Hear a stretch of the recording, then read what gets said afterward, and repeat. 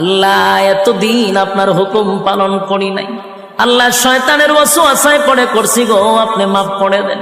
চোখের পানিগুলো ছেড়ে দিয়া যদি আল্লাহর দরবারে আপনি দরখাস্ত করেন, আমার আল্লাহ বলেন বান্দারে যৌবনকালে যদি একবার ডাক দেস, আমি 70 বার বান্দা তোর ডাকে জবাব দিই।